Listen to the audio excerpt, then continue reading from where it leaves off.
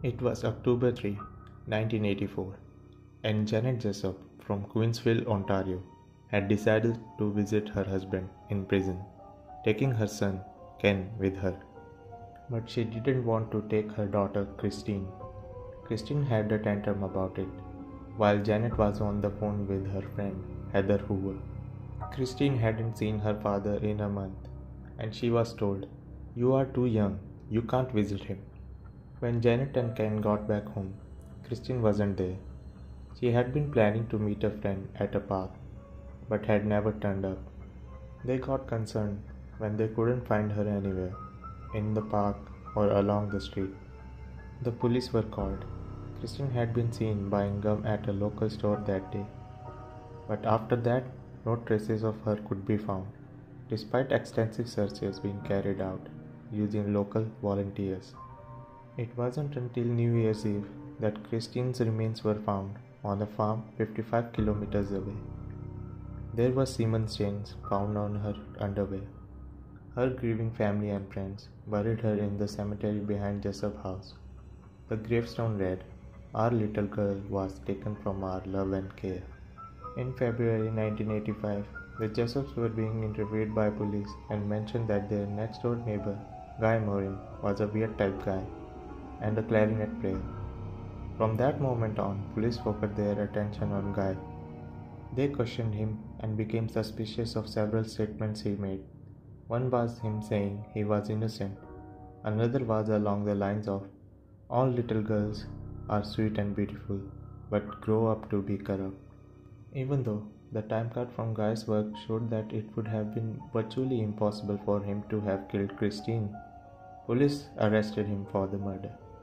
His case went to trial, with the evidence mainly consisting of hairs and fibers. He was acquitted, but the verdict was appealed and another trial was ordered.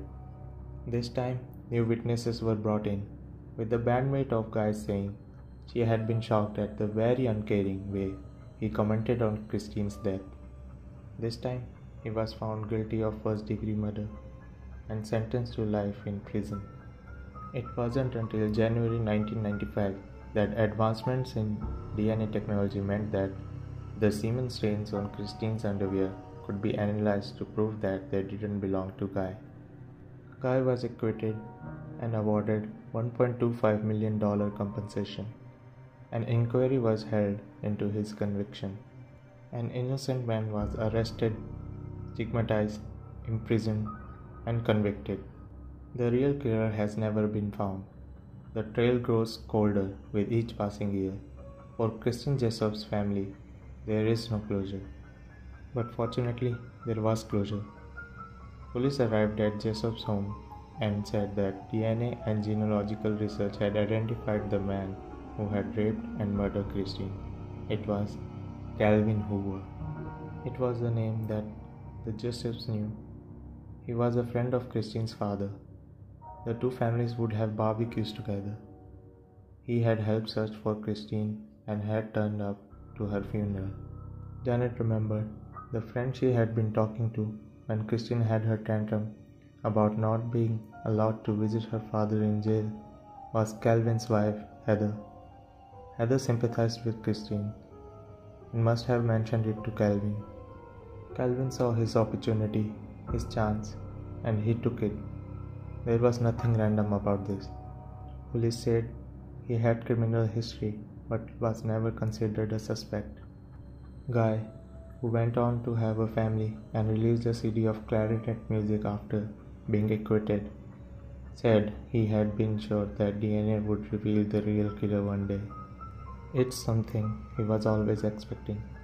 The justice system failed him, but science saved him. Guy's family had always known he was innocent. His mother Ida was thrilled. She has lived long enough to see the real killer identified. As for Calvin Hoover, he died by suicide in 2015. He took his life after a routine police check. The real killer was roaming free, while an innocent man was charged. What do you think? Was justice served? Let me know.